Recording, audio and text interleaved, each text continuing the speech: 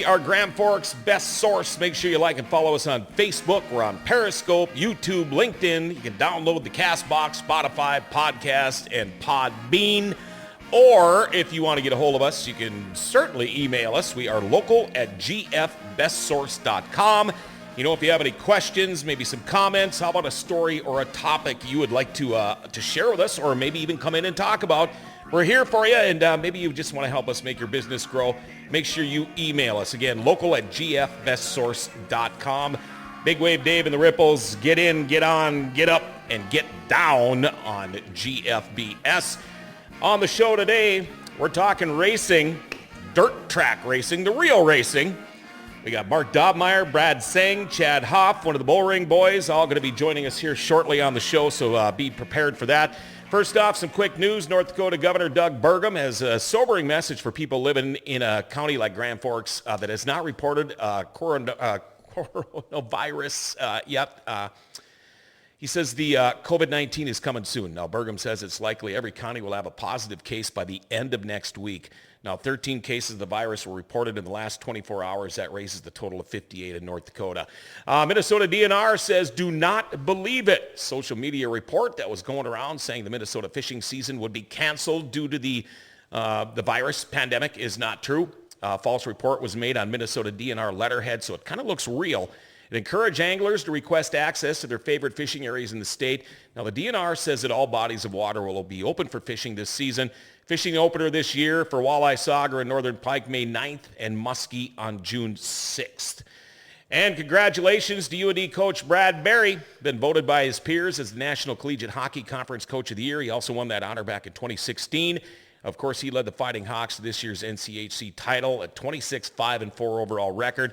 He was also honored as the National Coach of the Year by U.S. College Hockey Online and College Hockey News. And in kind of a sad note, boy, I remember seeing him when I was a kid. Harlem Globetrotters legend Fred Curly Neal died yesterday. He was 77. You know, he was the bald guy, the best dribbler in the country. Man, he was a dribbling wizard. He played in more than 6,000 games in 97 countries for the Globetrotters from 1963 to 1985. All right, let's welcome them. This is the first time we've had 3 guests in the studio here, so we're going to try to get them all on as much as we can. But Mark Dobmeier, of course, NOSA Outlaw Sprint Car Driver. We've got Brad Seng, an NLRA late model driver. And Chad Hoff, we call him the other half of the Bullring Boys, which would be me and you, Chad. And all you guys, welcome to the show. All right, first off, here's the deal. We have been talking nothing except coronavirus for the last couple of weeks here. Time to change things up a little bit. Let's talk some dirt track racing. Let's start with Brad. Hi. How's it going, man? Not bad. Yourself? Good, good. I am just freaking out because there's nothing to watch on TV as far as racing goes. Are you ready for this year? Yeah, right now, I guess our only hope is I'm just leaning on President Trump right now when he says we're all go on Easter. Yeah. So that doesn't interfere with us at all. So.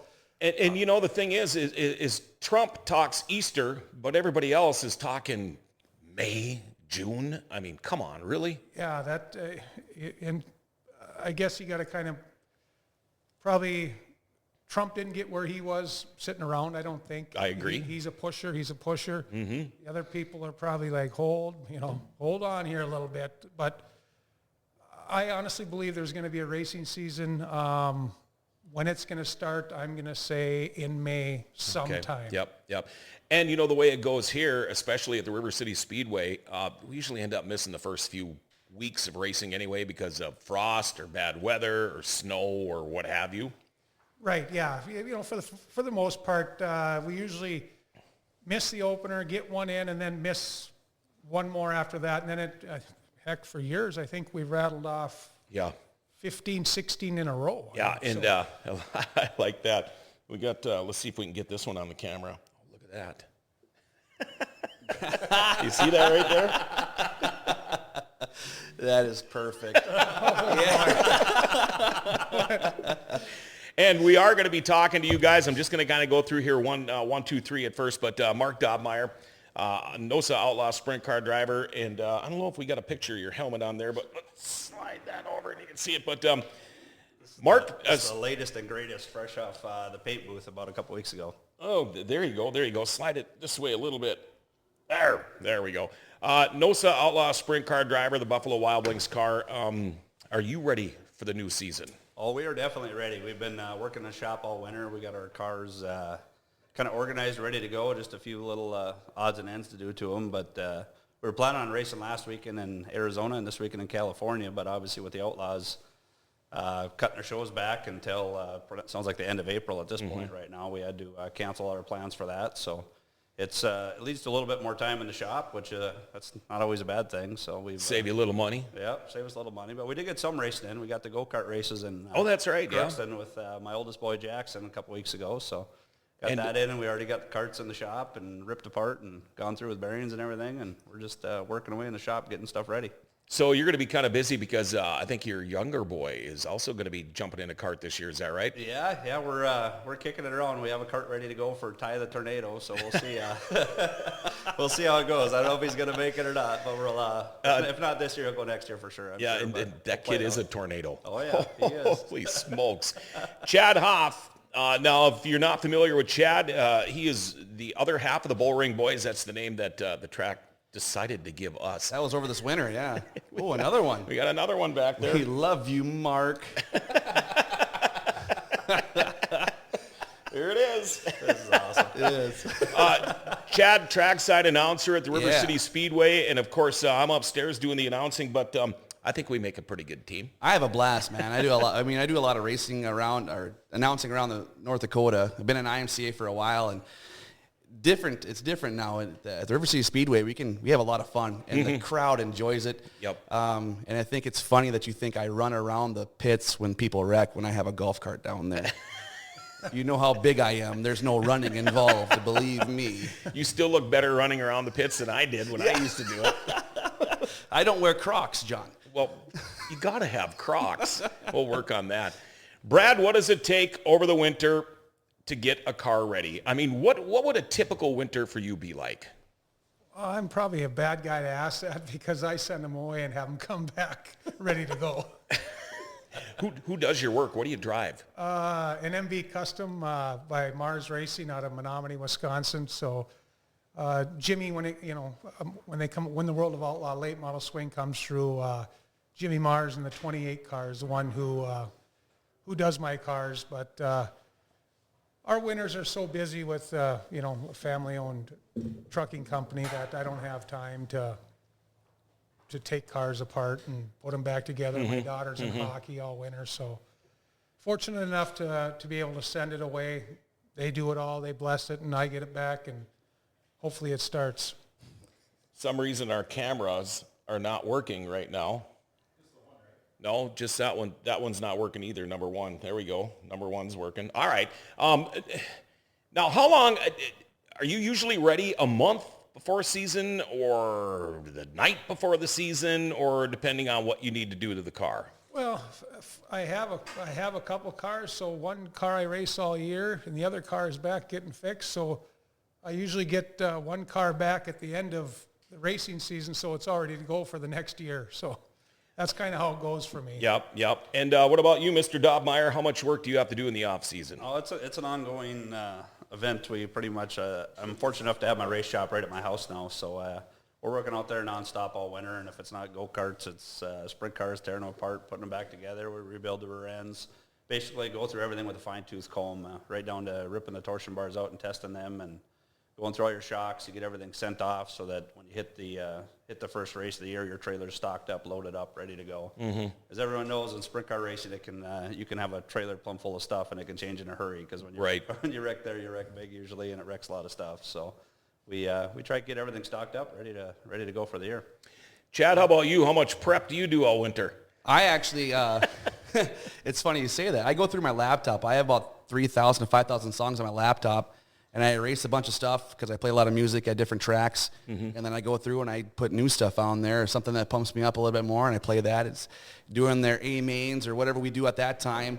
I play a different song for that to pump the crowd up a little bit. When the late models come on, it's a different song, and then your sprint cars come on, it's a different song to do something different. So I go through a laptop of stuff. It takes me, with a couple beers, probably 3-4 hours. 3, oh yeah, that's not bad. Yeah. This is good stuff. Yeah. So it cost me more money to do it. And my wife loves it, by the way. Oh, yeah. Oh, yeah. just- Is you're never home? How much does racing change in a late model car year to year? The technology, the things like that. How much of a difference is there, or is there not that much? You know what? That's one thing that I can't figure out for the life of me. Like this year, late model racing. When Florida starts, kind of everyone gets all geared up. Sprint cars are at one racetrack, the late models are at a different racetrack, and you get the traveling series guys, the bigger guys, and like they'll end the year on a good note. You're like, wow, they found some speed.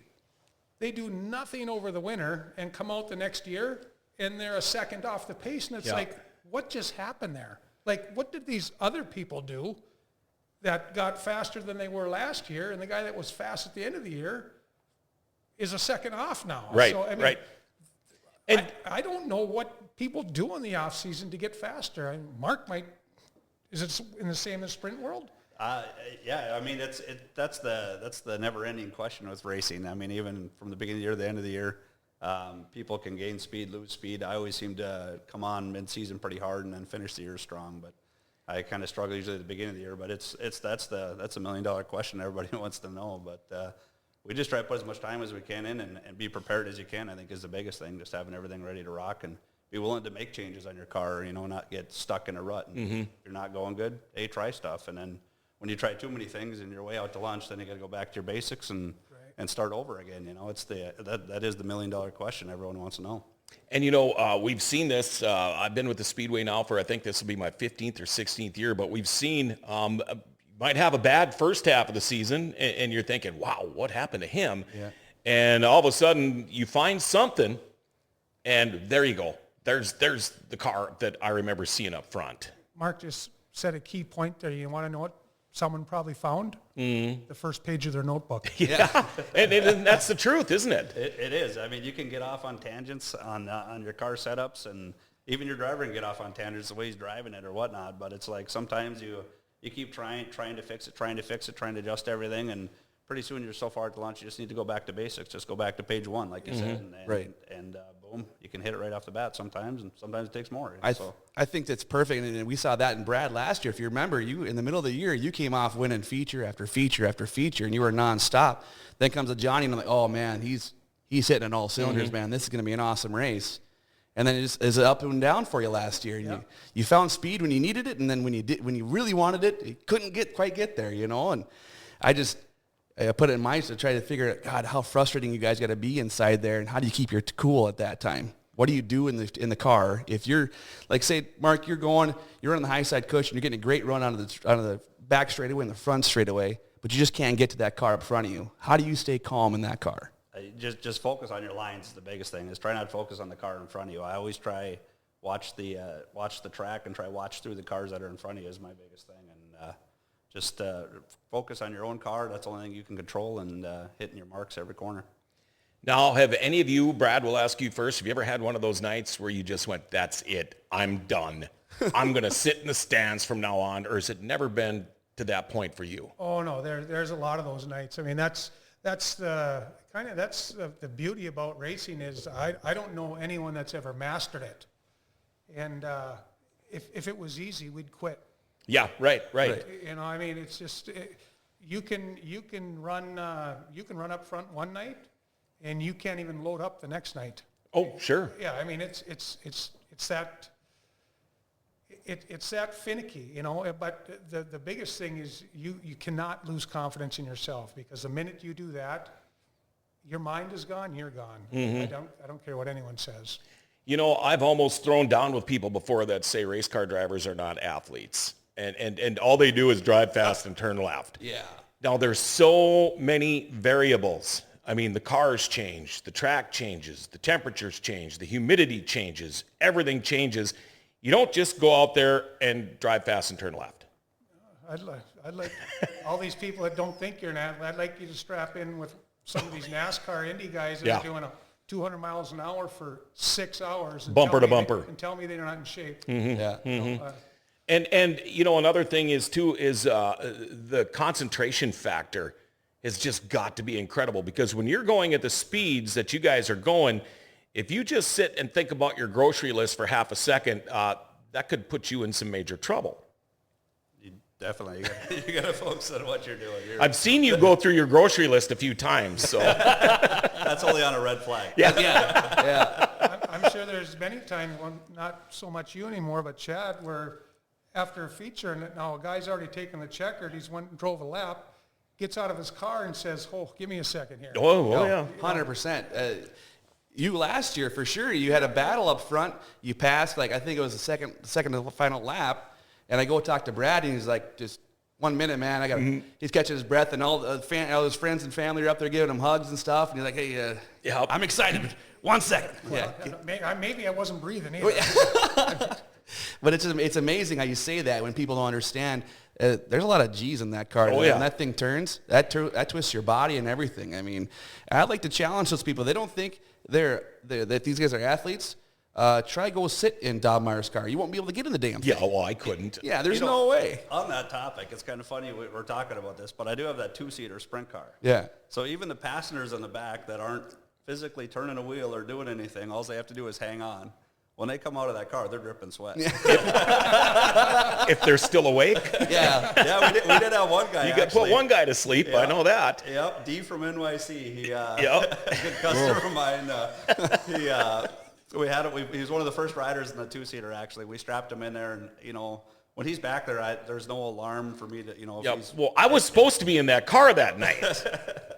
A different story. Yeah. It's strap in and hang on, and about 3 to 5 laps later, you're going to get out, and there's no way of me knowing anything about the guy behind me. So, Can you hear him screaming? if they get really loud, you can hear them once in a while. But the exhaust pipes are right next to me, basically, Right. so it's pretty loud in there. But long story short, we took him for a ride, and we put a GoPro on him, just like this one here, and we had it focused on his head, and it was pretty comical. We went around for the first couple laps, and his head's kind of bobbing around, and next thing you know, we're in about lap 3, and there is a lot of G-forces in a sprint car. Nobody realizes it. And when I first started in sprint car racing, I remember the first couple laps, I'm like, holy smokes, I can barely hold my head up. But now that I've done it for so long, it's like second nature. Yep. You don't even You get out of there and your attention. head's kind of leaning to the side a little bit. But we got this GoPro on him, and his head's bobbing around, whatnot, and all of a sudden you could see his hand come up. And he's like, something's going on here. And next thing you know, he went lights out. He actually blacked out from the G-force. Yeah. And his head went down, and he looked like the biggest bobblehead you've ever seen. He's a pretty big dude. We posted on our Facebook one time. We'll have to dig up the video and post it again. But, I mean, his head went from every which way to the car, like just hanging out the side of the cage almost. And I had no clue this happened, so I just kept ripping. So he got a full 5 laps in. And he came to eventually once I slowed down and we're going off the track. And we get out of the car, and I go, "What do you think, D?" And he goes, "Oh, I think I went somewhere." Took a little trip without leaving the speedway. So right away, we loaded the GoPro up, watched it on the computer of the trailer, and we're still laughing to this day. One of the best stories I can remember, especially from River Cities Speedway, as far as what this takes out of you, is when Kinzer and Schatz. It was probably one of the best races I've ever seen. And I think Schatzy got him at the end. I can't remember. But Steve Kinzer's always been known, and he's the greatest sprint car driver ever. I mean, I'm not trying to dog the guy, but likes to smoke a cigarette as soon as he gets out of the car. I remember he got out of that car, and both hands went down to the knees, like he really needed a breath. And his pit guy came up, offered him the cigarette, and he even said, "No, not yet." He couldn't. I mean, he was wiped out. Of course, he was getting up there, but that's the thing. If you guys stay in shape, you can keep doing this for a long time. I mean, and there's so much involved with it, and it's. I know you guys probably feel the same way. I know it'd be nice if you could go make $1 million doing this stuff, but what I like about, especially you two guys, it's all about putting on the show, and that's what I think matters the most. You guys always put on such a great show at the River Cities Speedway. I'll attest to that too, because the first words out of both these drivers' mouths, even in Victory Lane, is "Thank you, fans, for coming and watching this. Because without you, there'd be no us." And they both say that. It's a big deal. Absolutely, it's the fans are the reason why we're there. So we need to do everything we can to to put on a good show for the fans and make it a good experience for them, especially the kids, because then as they grow up, they're going to come back. So usually in Victory Lane, if sprints run last, the first thing I do is pick out a kid out of the stands that's coming down, throw him in the car, and I let him drive the car back to the pits. Right. Helps you make weight at the scales too. I was going to say, you got like 6 or 7 with you. Yeah. We pile them on. We try to make it a good time for the kids. And that's right. Brad, how many nights a week on average do you race, and how many different places do you go to? You know what? If you took a 300-mile circumference around Grand Forks, I stay in there, and I have probably 35 nights a year, so maybe every other weekend, 2 nights a week. And a lot of people don't realize if you race on a Friday night and you've got to go somewhere else on Saturday night, you just don't go home and usually go to bed, do you? Well, you try to, but you're up first thing, again, just like Mark, and Mark's probably a little different, well, a lot different level than I'm at, but I know that he has the same drive of being the best he can be for what he does, right? Yep. And you don't sleep till noon and think you're going to go race the next day. Oh, no. You're up at 7 in the morning. It's back to, we were just talking about, it's everyone has a car. It's the 100 little things that people don't realize, like the maintenance, in shape. It's the 100 little things today that separates you from 1 to 10. I mean, is there anything you do to stay in shape? I mean, do you go to the gym? Do you do your cardio? Do you watch your diet? Do you ease up on the bush lattes or anything like that? Can't you tell? You're like chiseled. Yeah, right. Yeah. Oh, and by the way, our camera's not switching. Let's see here. There we go. By the way, I wanted to show you, got the Brad Seng Racing t-shirt on, got the Buffalo Wild Wings hat on too, so give it all you guys. I thought that was Best Source Radio. That's what I thought that was Best Source Racing, Yeah, hey, there you go. There's another great idea. Mark Dobmeier, how often do you race? Where do you go? How many places? How many nights a year? Well, it's all subject to change this year, but we had on our schedule a little over 50 nights for this year is what we planned on doing.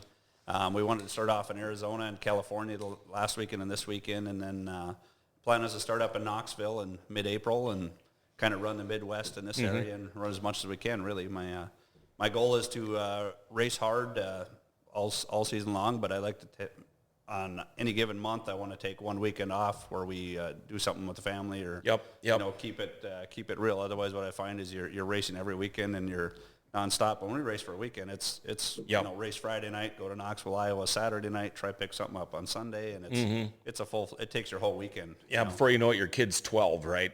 Yeah. So we're trying to still run hard, and there's months where we'll go all month long, but there's we try keep it in mind and take a break where we run on a Friday, and then we take Saturday, Sunday off, and try to do something else at least once a month. So Mark's officially starting to get old.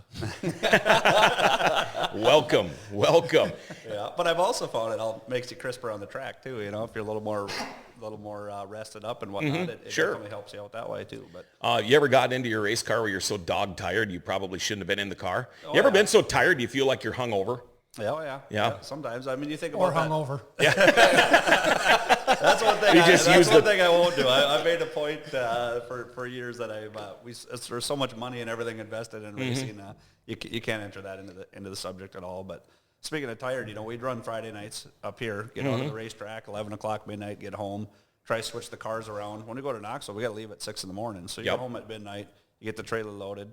You leave at 6 in the morning, you drive literally all day long. So you're just sitting in a semi driving all day, pull up to the track at 4:30, get unloaded, go race that night, and usually we'll jump back in the truck that night and drive home or drive to Sioux Falls or wherever the next race is, And I mean, just we've learned, I have a great crew behind me and right alongside of me, and we've learned to take turns driving the truck and getting to sleep when you can. So it's definitely grueling, and it takes a toll on you. A lot of people don't understand either when Mark's talking like that. This was probably 5 years ago that you did that pretty serious. Yep. And ran Knoxville was all about their point fund, right? Yeah. They had a tremendous point fund and a lot of sponsors that would kick into it. And he was into this. So now picture just what he's saying, right? On your Saturday afternoon, driving to a 60% chance of rain. Yeah, exactly. And how many times have you driven all day long to get there and they say, no, we're done. You might as well turn around and go home. Right. I mean, and he did that.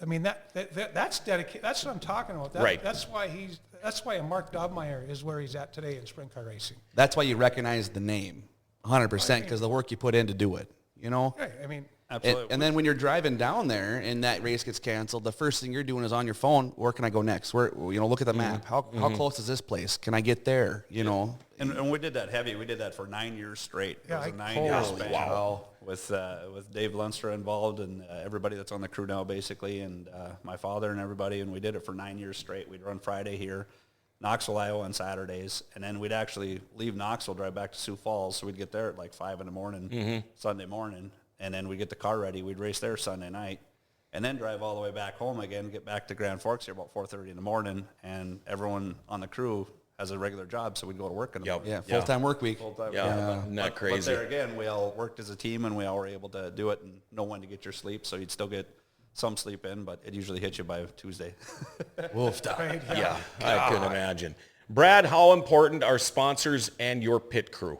Oh, well, the pit crew, I've always said from day one, and Greg Gonzi, who's been with me, and brother Dale, I grew up with those guys down on 6th Avenue North, and them to be still active in my life. Still doing it. I mean, it's kind of surreal. But back to my point, it is so tough to find someone that wants to watch you have fun. Yeah, that's a great way to put it. I mean, I would do it for a weekend and it'd be like, this is enough. That's enough. But again, and then like Mark's talking, you get the same people. You don't have to have a lot of dialogue. They just know what needs to be done. Right. I mean, it's this guy's in charge of this, that guy's in charge of that, and I feel sorry for these guys that have different guys that come with them all the time because their focus isn't on maybe a tire choice, maybe a go look at the racetrack, whatever else. Their focus is on, I hope that this gets done and wait a minute, get out of it, just let me do it. Yep. So a crew will make you or break you. Sure. What was the other part of the question? Sponsorship. Sponsorships again.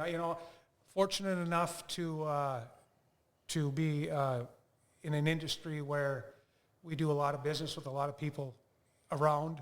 Where if I go and ask them, for a couple $1,000, it's not that it's tough for them to say no, but normally they don't. So I'm fortunate in that way. So I don't know really the other side of it, but I can't imagine. I mean, I have the utmost respect for the guys that kick my ass who don't have as much money into their program. Sure. I mean, it's a humbling. Like I said again, it's a humbling deal.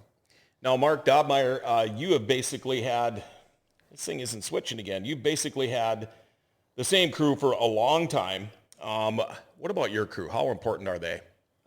Extremely important. Crews and sponsors are the biggest part of it, along with the fans as well. But I've had a lot of the same crew between Wyatt, Ethan, Billy, Aaron, a lot of these guys right from town here that always help me out, and a few guys down south that come along with us. Dave Munster's one, the crew member, Brandon Bicey, a lot of guys, and it's I've been fortunate enough to keep the same crew, and like what Brad says, everyone gets to know their job. Like on our crew, Wyatt does all the tires.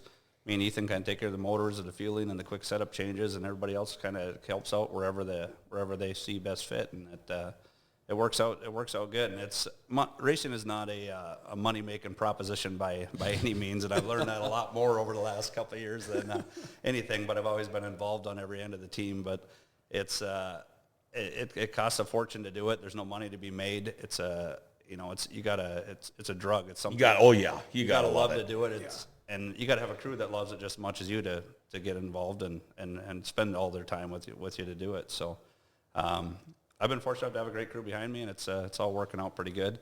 As far as sponsor-wise, Buffalo Wild Wings gave me the opportunity to buy their stuff and jump on as a sponsor a couple years ago, and that's been the biggest part of me hanging around racing the last couple of years and keeping it going. Along with Dulster Motors, it's been on the car forever. Kello Trucking, DeKalb Seed, Danielle's Cleaning Service, Forks Radiator, K-Star Ag Services. All these guys, a couple of years ago when I was in a position, they jumped on board and helped me get going on my own, and it's pretty amazing how it's all worked out. See how we did that now? You got to thank all your sponsors. You want to do the same thing there, Brad? Oh, I suppose, yeah. No, It wouldn't be a racing interview or anything if we didn't thank sponsors. yeah, no. Lance Shield Construction, Forks Mobile Wash, Freightliner, Fargo, Valley Oral and Facial, Anderson Brothers, Gateway Sports, Broken Drum, Bergstrom Electric. You know, I mean, I've been fortunate enough, like Marcus said, I keep the same ones every year. You know, and That's nice. I like to keep everything clean, white, and bright. Yep. You know, so. And that's another thing you guys, people don't realize, is those cars, after getting all that clay and all that crap all over them, they got to be spotless because you've got sponsors plastered all over the side. I've yet to figure out why my race car is cleaner than my personal car. It's because you have to wash it every Yeah, day. you got to watch that every week. You wouldn't believe the people that ask, like, why are you washing the tires? And it's like, well, because I got to load it back up, and they look at me funny. It's like, well, I don't want all the mud in the trailer. No, exactly. That's more work. Yeah. Chad Hoff, you're kind of new to the River Cities Speedway here, and, you know, for some reason, somebody decided to name us the Bullring Boys because Right. I'm the guy upstairs and you're the trackside guy. But tell us a little bit about how you got into this. How I got into announcing? Or Well, just dirt especially track? here at River City Speedway. I know you go around and do stuff at other tracks, too. I try to get out as much as possible. I was just contacted. We started sponsoring with the River City Speedway about 3-4 years ago. And I told them then, I said, you know, if you need help, let me know. I just moved to town. I was from Minot. I announced a lot there at the Playground of Power, we call it, at the fairgrounds. And I said, if you need help, let me know. And then, one night I had to fill in. And I think you and I worked together. You were down the trackside. Yep. And I was upstairs, and then got a text one day and said, hey, would you want to do trackside stuff for us? Well, yeah, I'd love to do trackside stuff because I want to be in the action. It's just so much fun. And so I just turned into that, and he goes, well, we'll do it at an intern basis, you know. We just want you to fill in for a couple weeks. And I filled in for, I think it was 3 Fridays. You and I talked, and then all of a sudden, like, do you want to do this rest of summer? Hell yeah, I do. Yep. It's just, for me, I can't, I wouldn't be a good race car driver, I can tell you that. I got into a hobby stock car in IMCA when I left Minot. And even a hobby stock car could probably go around, I don't know, 50, 60 miles an hour. I don't know. I think I was going 20, and I felt like I was spinning the wheels, man. I was scared out of my mind. And so I could never be about it, but I love to be around people. And I love to talk to people. And the emotion you get when you have either a first-time winner or a guy that's been struggling so damn hard and he wins that A-main. Oh, yeah. That emotion throws me over the moon, man. It's a high. Yep. And I have a blast doing it. I love doing it. It's a passion for me. It's my hobby, you know? Yep. And so I kind of grew on that. I've done a lot of other announcing. I've done like junior hockey announcing and all the other stuff. But to be outside and be with this, and it's racing family, 100%. You know, and when you go to the track, everybody's, hi, how you doing, shakes hands. I mean, I can go into his trailer and talk to him about what's going on tonight. Yeah. It's way different when you walk in. It's a whole different family. And for me, that's a big deal. I love that. If you're talking about scared, one of these times, we're having trouble switching these cameras here. One of these times you got to strap into a bus with Mark Dobmeier or Connie Clava driving because I was you wanna announcing know that night you went into that bus. Yeah, that's Yeah, wasn't that a whole was- lot of fun. No, you screamed a lot. I do. Well, yeah. You know, for some reason, they just don't let me drive them buses anymore. I don't get it. They've never let me drive one, but I think they know what I was probably doing before I got to the racetrack because I was at one of Brad's sponsors right down the road there before I got to the track. But anyway, things we are looking forward to this year. We're going to be working on having race car drivers here at River City Speedway every week. We want to get Forks Karting Association involved. And hold on, let me do this one more time. There. My third hat switch of the day, Bullring, and then now this. But so we're planning on doing this hopefully on a weekly basis. We want to talk dirt track racing. There is a ton of people around here that are dirt track fanatics or dirt track freaks, just like we all are. Brad Seng, Mark Dobmeier, Chad Hoff. We thank you guys for being in the studio, and we're looking forward to having you guys all back again. Thank you guys for coming in today. We're done? We're done. That's it? What? Well, we've got stuff in the back that we got to go take care of. Beer 30, right? I got to go to work. GFBS, Grand Forks Best Source. Like and follow us on Facebook, Periscope, YouTube, LinkedIn. Download the CastBox, Spotify, Podcast, and Podbean.